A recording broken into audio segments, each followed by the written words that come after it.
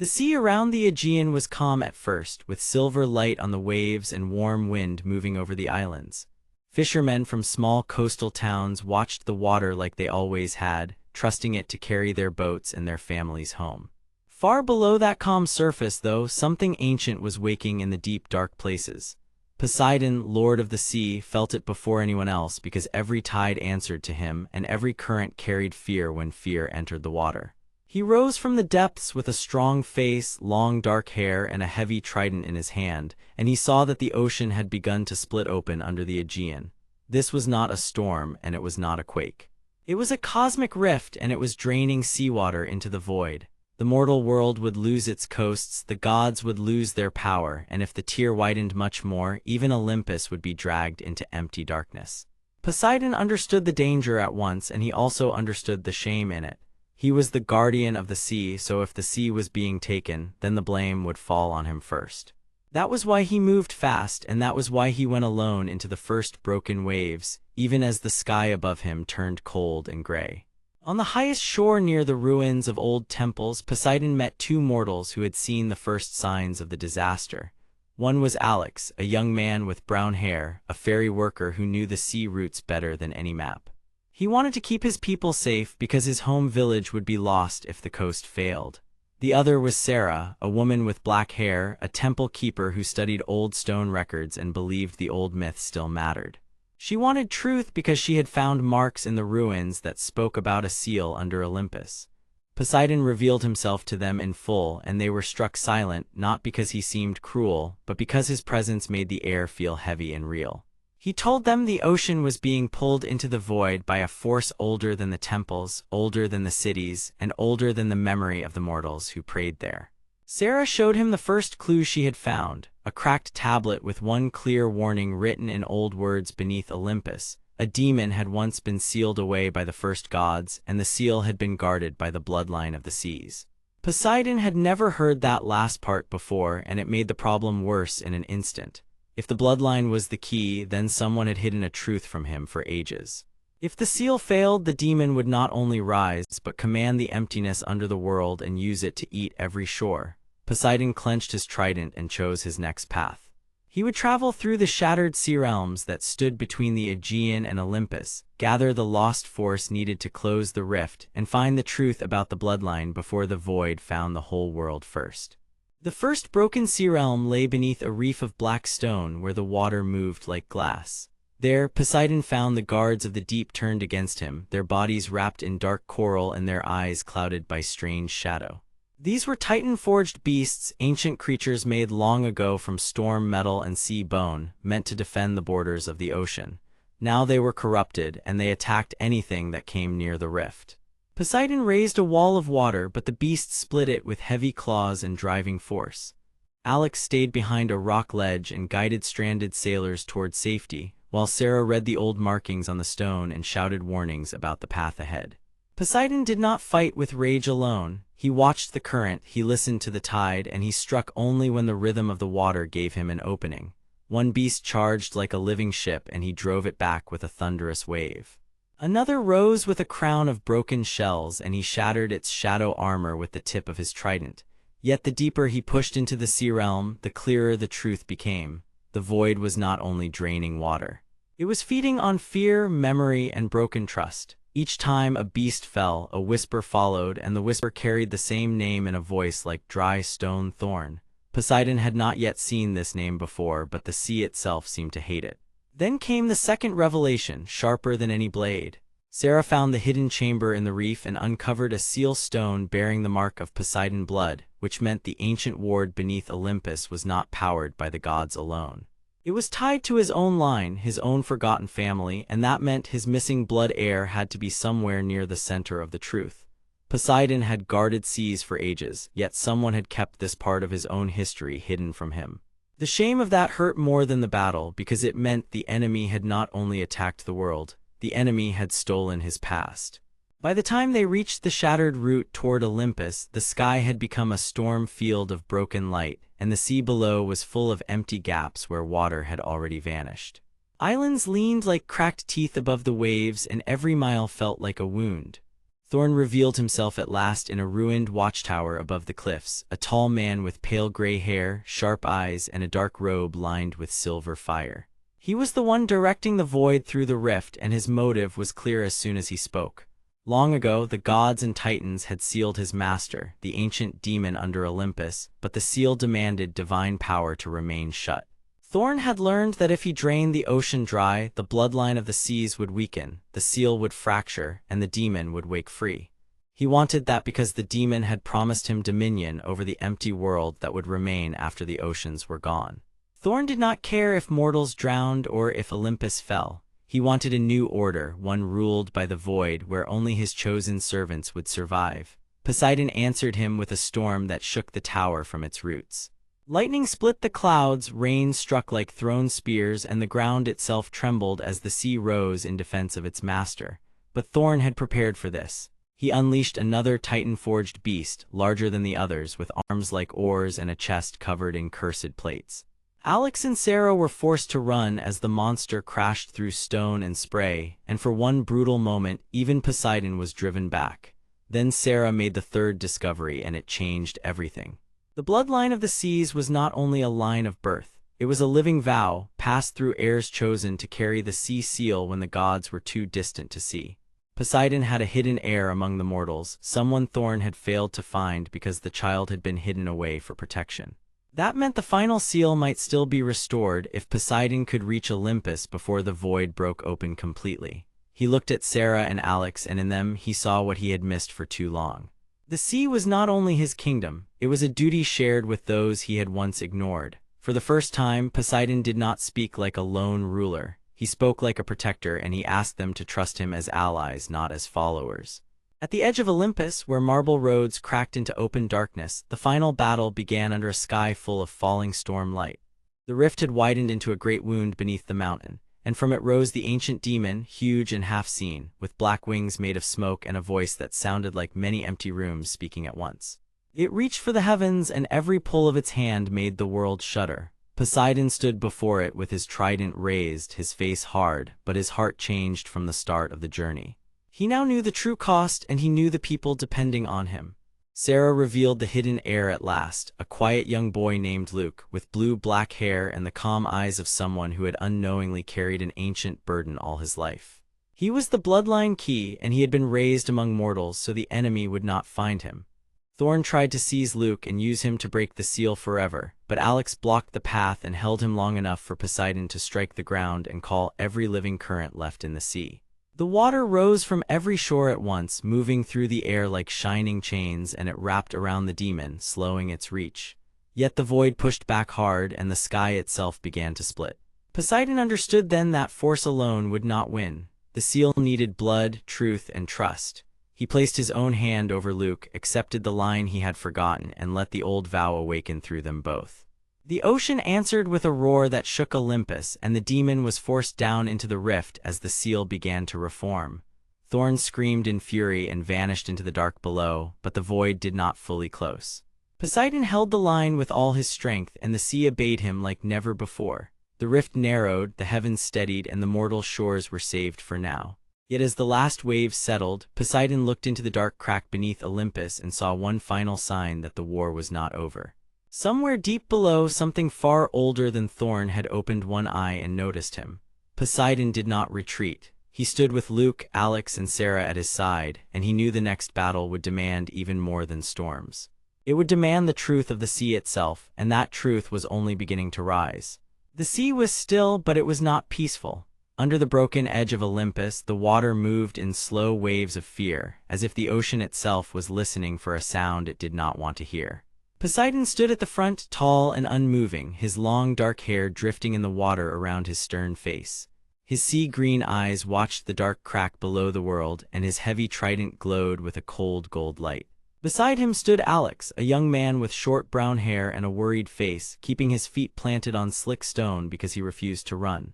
Sarah, a serious woman with long black hair and a temple keeper dress, held her scroll straps tight and stared at the crack like she was reading a warning written in the sea. Luke, a quiet boy with blue-black hair and a small frame, stood between them, trying to look brave even while his hands shook. The danger was clear now. Thorn had lost the battle above the waves, but something far deeper had answered his attack, and if that thing fully woke, not even Olympus would stay safe. Thorn did not appear at once. He first let the sea tremble, then let the darkness gather, because he loved fear more than speed. When he finally rose from the black water at the edge of the crack, his pale gray hair hung wet and straight, and his sharp pale eyes looked almost pleased. His long dark robe clung to his thin body, and the silver trim flashed each time the broken lightning around the rift moved. Thorn was not acting without reason. He believed the sea should belong to one master, not to gods, mortals, and ancient seals that he called weak old chains. He had searched for the power below Olympus because he wanted to command every tide, every harbor, and every storm. He wanted control so absolute that no kingdom could stand against him. Yet even he had not expected what stared back from the depth. A massive shape moved behind the rift, half smoke, half horned shadow, with red eyes opening like burning coals in a buried furnace. Sarah saw the signs first and understood the truth faster than anyone else. The seal under the sea was not only holding back Thorn, it was also holding back an ancient demon, a force from before the memory of mortals, and Thorn had cracked the door wide enough for it to notice the world. Poseidon spoke at last, and his voice rolled through the water like a deep drum. He told the others that long ago, before the old temples rose, before sailors gave prayers to the waves, the gods had sealed the rift with a stone tied to his own bloodline. The seal stone was not a simple tablet. It was a lock, a warning, and a promise.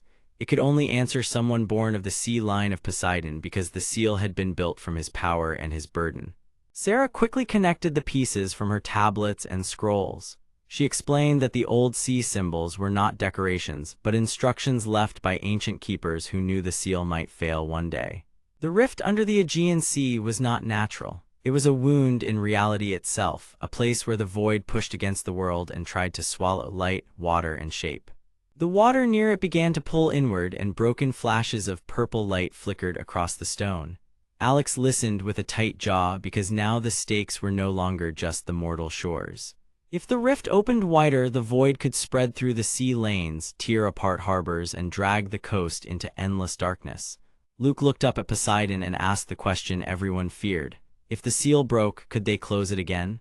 Poseidon did not give false comfort. He said they could, but only if they found the truth buried under the sea before Thorn used the rift as a weapon.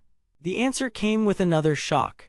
Sarah found a hidden mark on the seal stone, one that matched the sign on Luke himself. It was the bloodline mark of Poseidon, and it meant Luke was not just a frightened boy who had been carried into this war by chance. He was part of the line that could awaken the seal. Luke froze when he heard it, because he had spent his whole life thinking he was ordinary and small. Now the truth forced him to stand in a larger story. Poseidon looked at him with a hard and calm face, then told him that the sea had chosen him for a reason. Luke mattered because he could touch what others could not, and because the seal responded to trust as much as power. This was the twist none of them expected. Thorn had not only hunted the seal because he wanted its strength. He had also been searching for the wrong heir, believing the old bloodline had ended.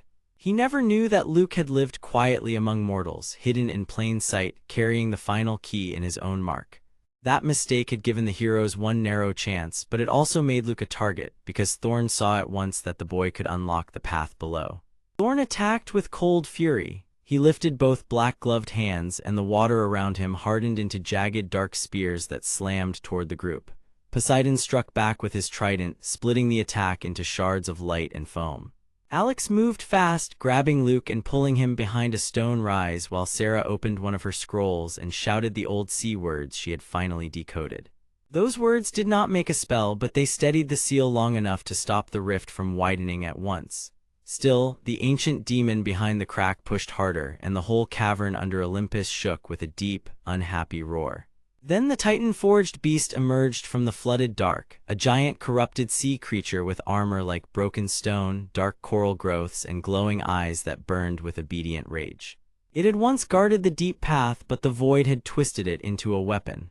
The beast crashed into the stone shelf, forcing Alex and Sarah to retreat as spray and shattered rock flew around them. Poseidon stood firm, his dark ocean cloak whipping behind him, and met the creature head-on. He drove it back with a spear of storm water, but the beast kept coming, strong and relentless, because the void had no fear and no mercy.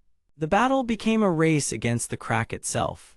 Sarah realized that the seal could not be fixed from the outside alone. The broken tablet had to be placed into the correct chamber beneath the rift where the ancient locks still waited.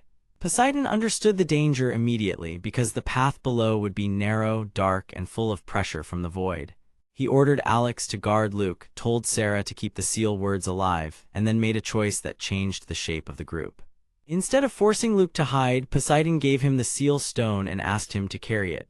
That moment mattered because it showed trust, not just power. Luke, who had spent so long feeling small, stepped forward and accepted the stone with both hands. The glow from the tablet answered him at once, bright and steady, like the sea had recognized its own child. Thorn saw this and smiled for the first time in the fight because he thought the boy would break under the weight, but Luke did not break. He trembled, he swallowed his fear, and he moved beside Poseidon as the water opened a thin path downward. The way into the deep had begun, and the ancient demon below gave one heavy pulse that seemed to shake the entire world. Poseidon stared into that darkness and knew the truth was waiting there, not above, not behind, but far beneath the sea, where the oldest part of the war was only now beginning to wake. They descended together into the narrow throat under Olympus, while the rift glowed above them like a wounded eye. The water became colder, heavier, and harder to see through, and strange purple shadows slid across the stone walls. Alex kept close to Luke, ready to catch him if the pressure pushed too hard. Sarah read the oldest symbols with careful eyes, and each line she spoke made the seal chamber ahead seem less lost and more real. Poseidon led the way with his trident lit low, not as a king now, but as a guardian facing a truth he could no longer ignore. Thorn remained above for the moment, waiting like a patient knife, because he believed the deeper they went, the easier it would be to trap them. But the heroes had already learned something he did not understand. The sea was not only a weapon, it was a memory. It remembered the first seal, the first warning, and the first mistake that allowed the void to touch the world. As the chamber walls opened around them, carved with ancient sea signs and broken warnings, Luke felt the seal stone grow warm in his hands. Somewhere ahead, beyond the next bend, the final lock awaited. And somewhere even deeper, the ancient demon opened both eyes at last, as if it had been waiting for Luke to arrive before it made its next move. The chamber opened wider, and the air changed at once, becoming colder, heavier, and full of old sea dust. Blue light moved across the carved walls, and every mark on the stone looked like a warning that had waited many ages to be read. Luke stood very still in the center of that strange glow, because the seal stone in his hands had grown warm enough to feel alive. He was a small boy with medium-length blue-black hair, fair skin, and worn earth-colored clothes.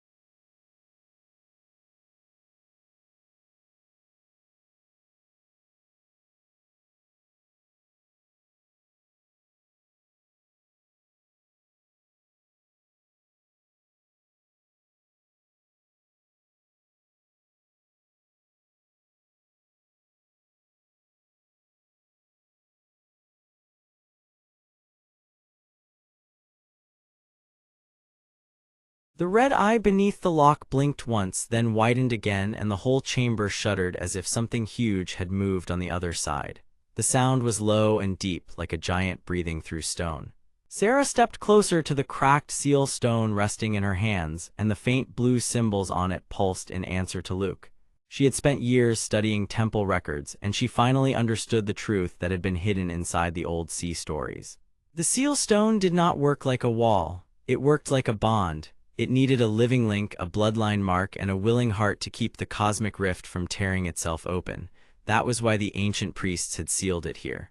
That was why Poseidon had guarded the chamber for so long, and that was why Luke had felt the lock choose him the moment he touched it. He was not only a helper now, he was part of the ancient seal itself. Alex looked at him with worry and respect because he could see that Luke was scared but still standing. Luke tried to speak, but his voice came out thin and shaky. He wanted to know if he had made a mistake. He wanted to know if there was still a way to step away. But Poseidon answered first with a deep voice that sounded like distant thunder. He said Luke had not made a mistake, he had made a burden. And now everyone else had to carry it with him.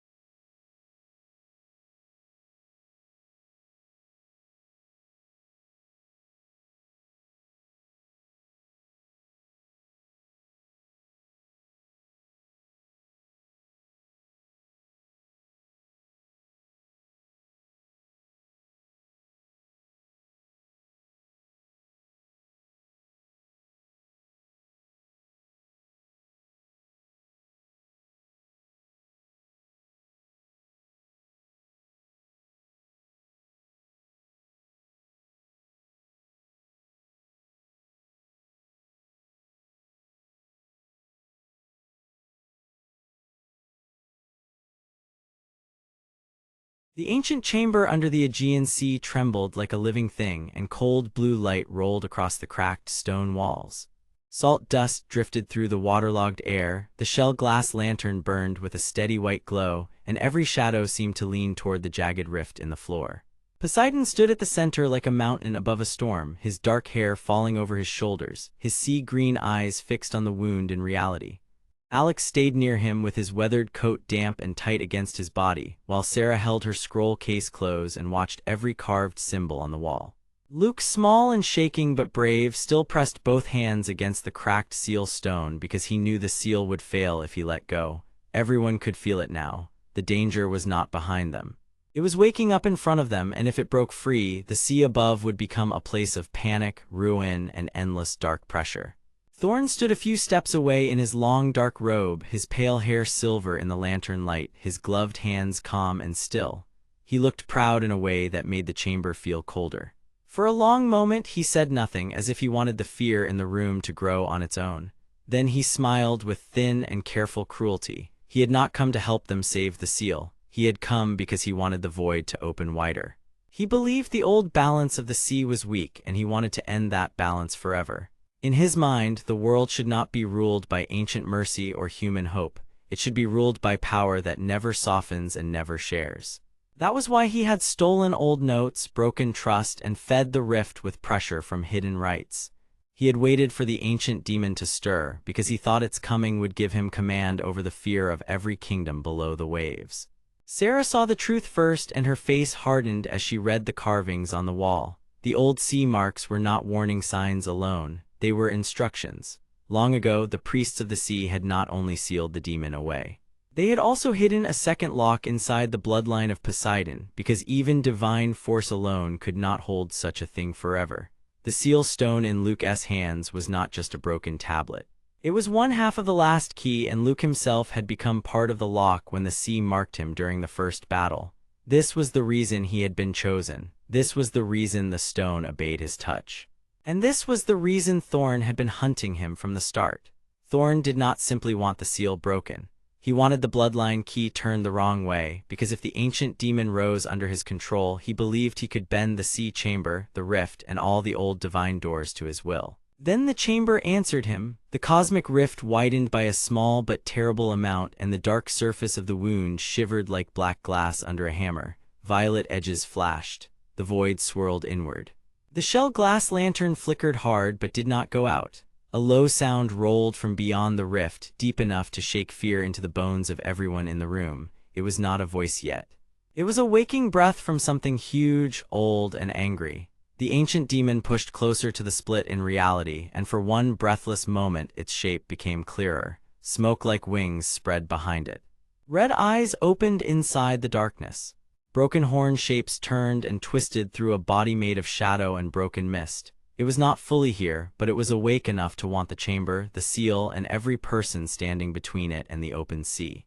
Alex stepped forward before fear could stop him, and that choice changed the room. He was not a great god, and he was not a trained priest, but he was steady in the way ordinary courage often is. He looked at Luke, then at Sarah, then at Poseidon, and he understood that they could not solve this by power alone. They needed trust. They needed the truth. He called out to Thorn and asked why he had done all of this, even after seeing the sea fight to protect him.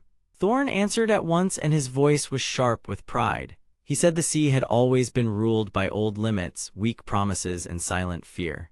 He had found fragments of void lore in the deep archives, and those pages had told him that emptiness could erase weakness. He wanted a world where no one could threaten him again. He wanted command, not peace. He believed the ancient demon would obey the strongest hand, and he believed he could be that hand. Poseidon did not move for a few heartbeats, and that stillness was more frightening than anger. Then he lifted his trident of gold and storm metal, and blue sea light ran along the 3 points. He told the others that Thorn was wrong in the deepest way. The void did not build order. It consumed everything until nothing remained to rule. The demon beyond the rift was not a servant. It was a hunger that had learned patience. Poseidon had guarded the sea for ages, and he knew one simple law better than anyone in the chamber. Any force that fed on emptiness would always turn on the one who tried to control it. That was the hidden truth Thorn refused to understand. The more he gave the rift, the less he would own, until the darkness took even his pride and left him empty and afraid. Sarah looked up sharply at that, because now the betrayal made perfect sense. Thorn had not been tricked by the void. He had chosen it because he thought he could use it before it used him. Luke suddenly felt the seal stone grow warm, then hot, and the blue cracks across its surface began to glow brighter. He nearly dropped it, but Sarah caught his wrist and helped him steady the tablet. She told him the second lock had begun to answer his fear, and that the seal would either strengthen through his courage or split through his doubt. Luke was frightened, and everyone could see it, but he did not step away. He had been confused since the moment he entered this strange war under the sea, yet now he understood one important thing. The chamber did not care if he was small. It cared if he stayed true. So he closed his eyes, breathed once, and held the stone tighter. The glow deepened. The carvings on the floor lit in a ring around him. Ancient lines connected to the trident in Poseidon's hand and to the stone in Sarah's grasp, as if the whole room had been waiting for this exact moment. Thorn saw that bond form, and his face changed from pride into anger. He took one step forward and raised both hands. Dark currents burst from his gloves, thin and sharp like torn smoke. They struck the chamber walls and sent a spray of stone dust into the air. The shell glass lantern rocked in its holder but stayed alive. Alex shielded Luke with his body, and Sarah slid sideways to keep the carved tablet lines in view. Poseidon drove his trident into the floor, and a ring of sea force slammed outward, forcing the dark currents back by a full span. The chamber shook harder. The rift pulsed. The ancient demon leaned closer. This was no longer a quiet struggle of secrets. It was turning into a direct clash for the fate of the seal, and every second mattered more than the one before. Then Sarah found the missing piece. One of the wall carvings showed a second name in old sea script, hidden under layers of salt stain and cracked stone. It was not Thorn, it was not Poseidon, it was Luke. His name had been placed there long before he was born, written by the priests who served the sea because they had foreseen a mortal child who would carry enough trust to finish what gods alone could not. Sarah explained it in clear words, and the revelation hit the room like a wave. Luke had not been dragged into the seal by accident. He had been part of the design from the beginning. That was why the sea had called to him. That was why the seal had held in his hands. Thorn had been chasing a power that could never truly belong to him, while Luke had been chosen not for strength, but for faith. Luke opened his eyes, stunned and frightened, but the fear in him shifted into something stronger. He was no longer just the boy caught in the middle. He was the final link the chamber had been waiting for. Poseidon lowered his trident slightly, and his stern face softened by a small amount because he saw the change in Luke.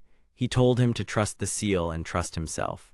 Alex moved beside him and placed one hand on his shoulder, giving him the steady support of a friend who would not run. Sarah began reading the last lines from the wall as the chamber lights sharpened into a blue-white circle. Thorn shouted at them to stop because he finally understood that the seal was no longer bending toward him. It was waking against him. He hurled one last surge of void force into the chamber, hoping to overwhelm their focus and break the line before it closed. The force slammed into the glowing ring. The shell glass lantern flared. The seal stone cracked a little more. For one terrible second, it looked as if the whole room might collapse into the rift.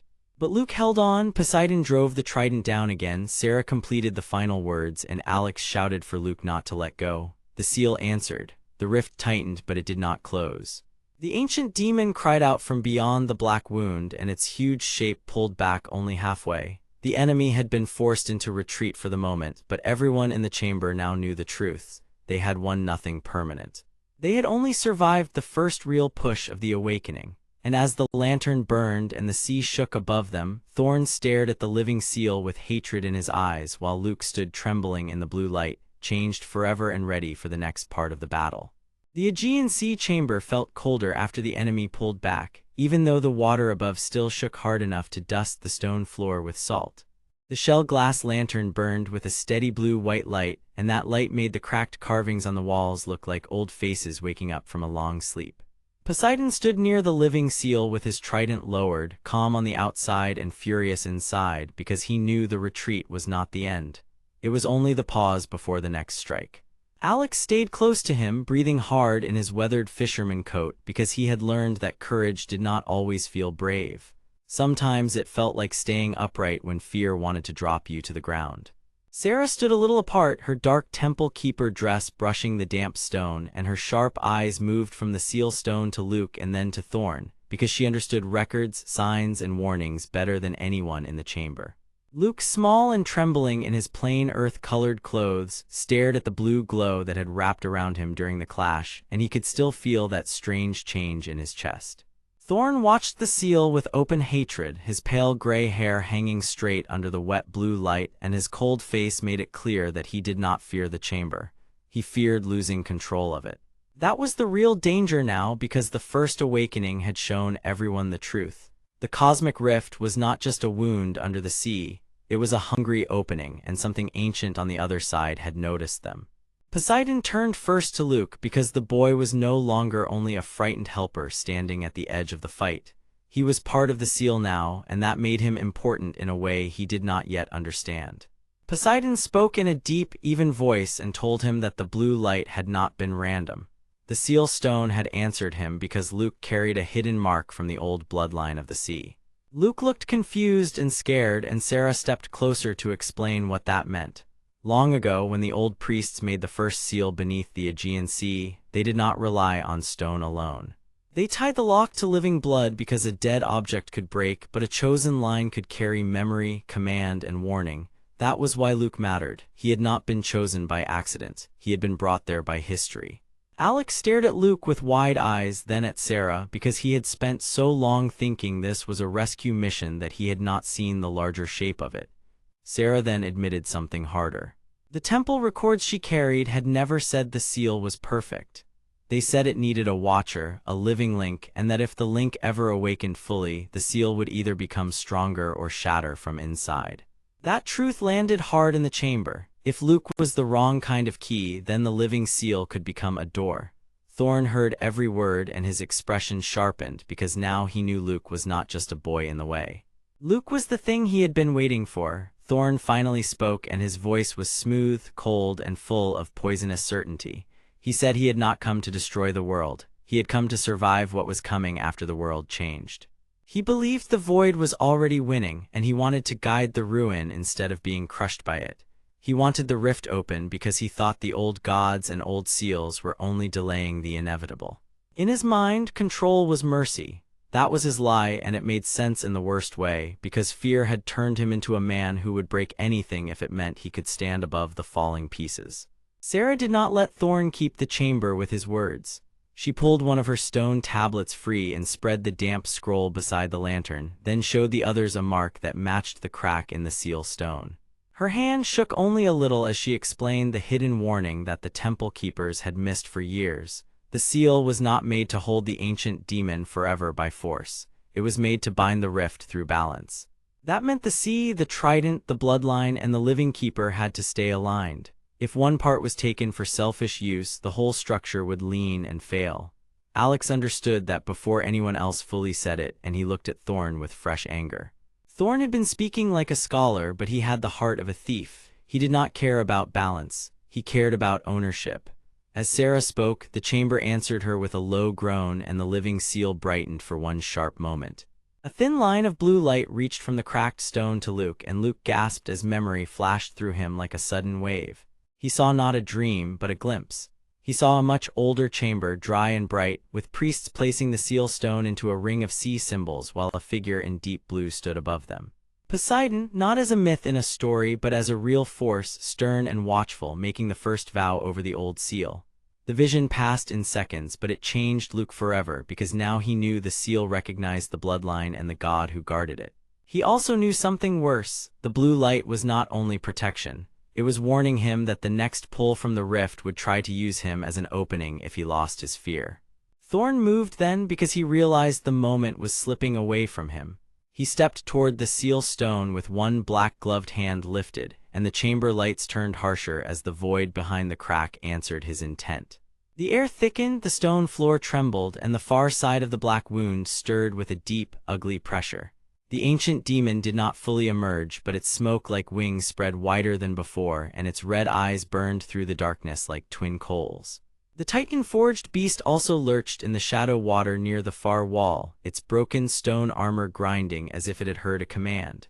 Thorn had been feeding the enemy little signs and hidden help for a long time, and now the truth finally showed its face.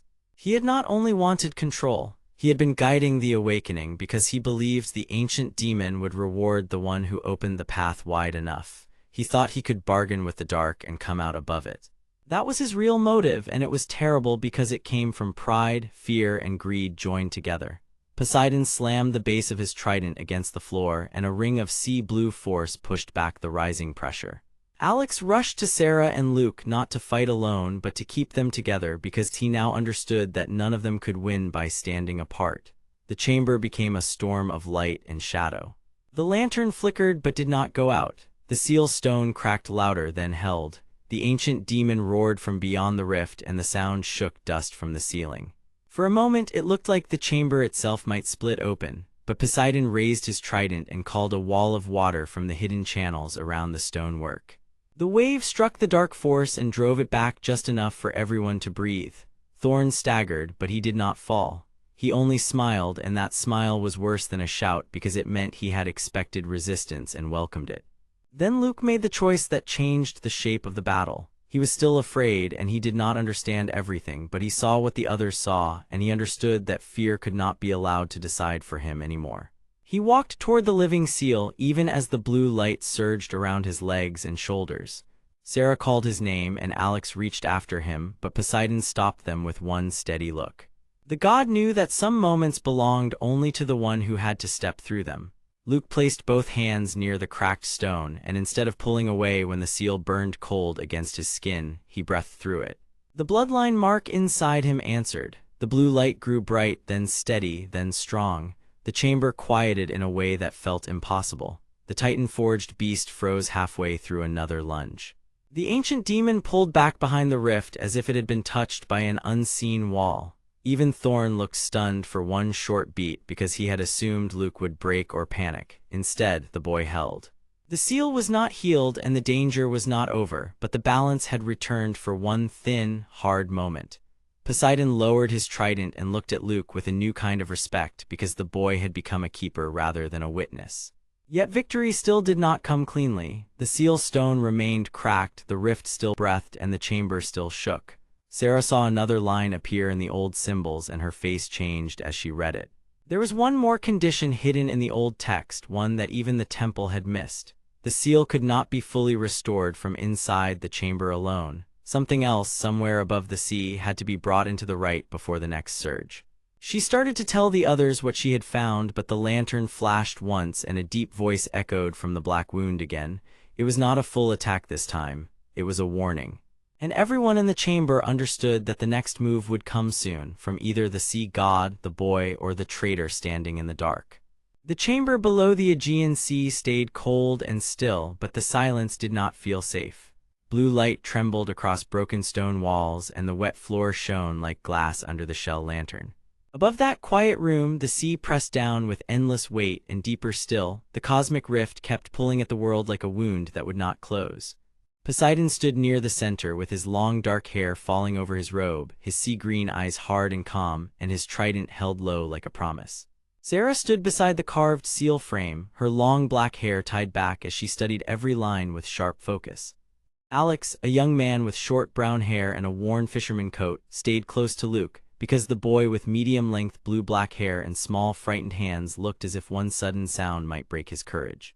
Thorn watched from the shadowed side of the chamber, his pale gray hair and cold eyes fixed on everyone with quiet hunger. The problem was simple now and terrible. The seal could not be fixed from inside alone. Sarah had learned that a piece of the right had to come from above the sea, from the world of air and light, before the next surge struck. If they missed that chance, the void would spread wider, the chamber would fail, and the rift would swallow the old barriers that had held for ages. Sarah turned toward the others, her serious face set with urgency, and she began to explain what the carvings had shown her. The seal stone in the frame was cracked, but the old symbols still glowed in weak blue lines, and she traced them with a careful finger as she spoke. The rite was made in 2 parts, she said, her voice low but steady. One part belongs here, under the sea. The other part must be brought down from above, something linked to the surface and to the bloodline of Poseidon. Without both, the seal will only keep failing in pieces. Alex looked up at her with worry and hope mixed together because he wanted to believe there was still a real way out. Luke swallowed hard and stared at the black wound in the stone wall because he had already felt its pull once and knew it was not just a hole but a hungry force. Poseidon did not speak at first. He lifted his head toward the distant pressure of the rift as if listening to a voice only he could hear. Then he said in a deep and steady tone that the old gods had never made a seal to be easy. They had made it to be guarded by choice, courage, and truth. That was when the lantern flashed once. The light turned white, then blue, then vanished for the space of a breath. A deep voice rolled out of the black wound again, rough and ancient, and everyone in the chamber froze. It was not a full attack, it was a warning. The next surge was coming soon, and someone had to move first. The warning changed everything. Alex took one step toward Luke because his first thought was to protect the boy from whatever came next. Sarah straightened and reached for her scroll straps, already trying to form the next part of the rite in her mind.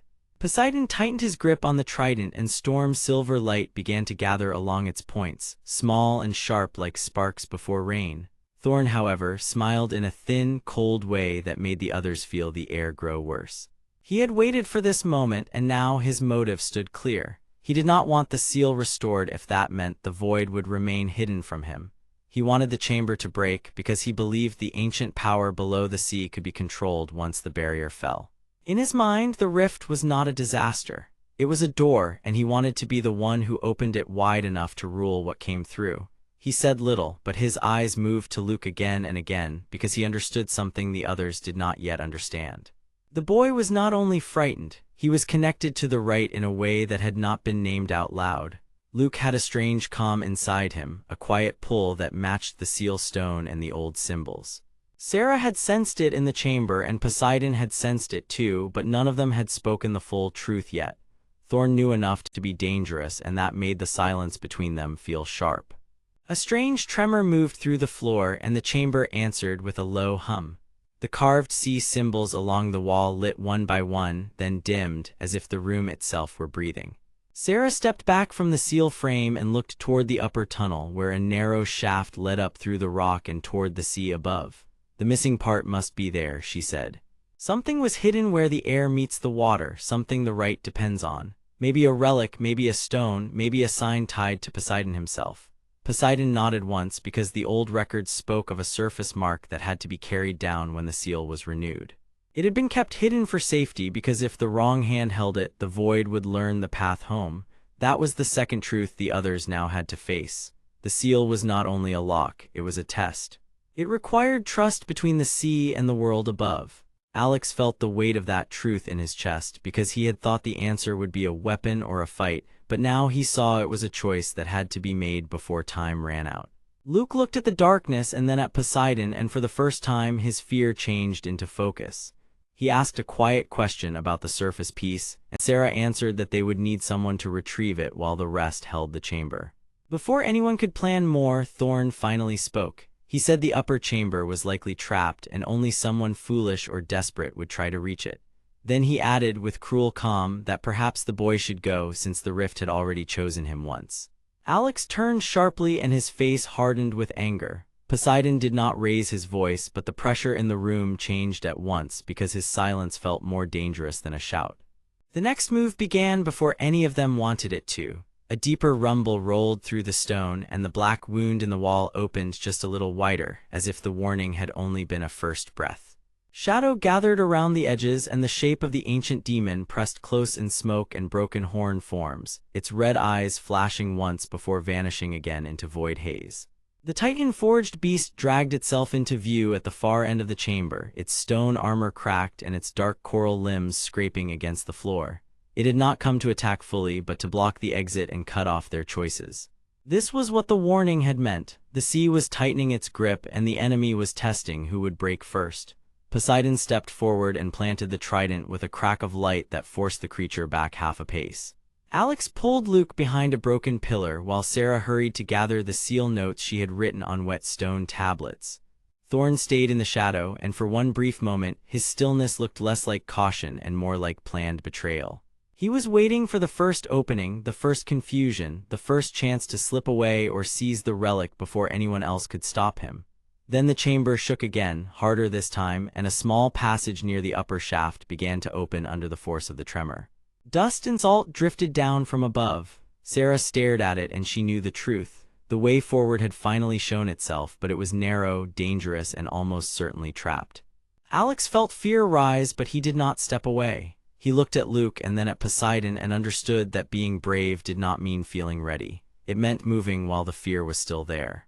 Luke nodded once, small and serious, and that small nod changed Alex more than any speech could have done. Sarah lifted her chin because the missing piece of the right was no longer an idea. It was a real task with real danger, and she would not let the old seal fail while she still had a path to follow. Poseidon turned his stern face toward the opening above, and the sea-green light in his eyes grew stronger. He knew the rift was trying to force their hand, and he also knew the traitor in the dark was no longer hidden for long. The chamber had not fallen, but it had shifted into a new battle, one that would be fought above the sea and below it at the same time. As the lantern flickered back to life, weak but steady, Sarah began to move toward the upper shaft with her tablets held tight, Alex and Luke close behind her, and Poseidon bringing the trident up in silence. Behind them, the void whispered from the wound in the wall, and Thorn slipped one step deeper into shadow, where no one could yet see what he planned next. The path to the surface had opened, but the truth waiting there was still hidden, and the next part of the rite had not yet been found. The upper shaft rose through cold stone and wet air, and the lantern painted the tunnel in soft blue light. Sarah moved first because she knew the tablets better than anyone, and she wanted the rite finished before the chamber behind them collapsed. Alex stayed close with worry in his face, while Luke watched every shadow and kept his hands tight at his sides. Poseidon followed behind them, calm and stern, holding the trident like a promise that the sea itself still had a voice. Then the wall below them shuddered, and the whisper of the void turned into a deep, hungry roar. Thorn stepped out of the dark with pale eyes and a cold smile, and at last he revealed his plan. He did not want the seal to hold, because he believed the power under the Aegean Sea could be shaped and ruled by his will. He had followed them only to break the rite, steal the seal stone, and open the cosmic rift wide enough to command the ancient force inside it. Sarah stopped on the next ledge and looked at the cracked tablet in her hands. The missing part of the rite was not a chant or a symbol, but a choice of bloodline and trust, and only the true guardian of the sea could speak it. That was the twist that changed everything. The tablets were never meant for Thorn, and his own hunger had blinded him to the one truth that could close the wound forever. The shell-glass lantern flared brighter as if it knew the right answer had finally been found. Thorn called the ancient demon from the dark opening below, and the Titan-forged beast climbed after it with shattered stone limbs and burning eyes. Poseidon lifted his trident, and blue lightning filled the shaft while Alex pulled Luke behind a broken pillar, and Sarah placed the seal stone against the final mark. The rite answered at once. The void screamed, the demon was driven back, and the cosmic wound began to shrink like a closing eye. Thorn reached for the seal one last time, but the current of the sea forced him away, and he fell back into shadow, ruined by his own greed. When the light finally settled, Sarah had changed from a keeper of records into a true protector. Alex stood taller, Luke no longer looked lost, and Poseidon watched the sealed chamber with quiet pride as peace returned to the deep.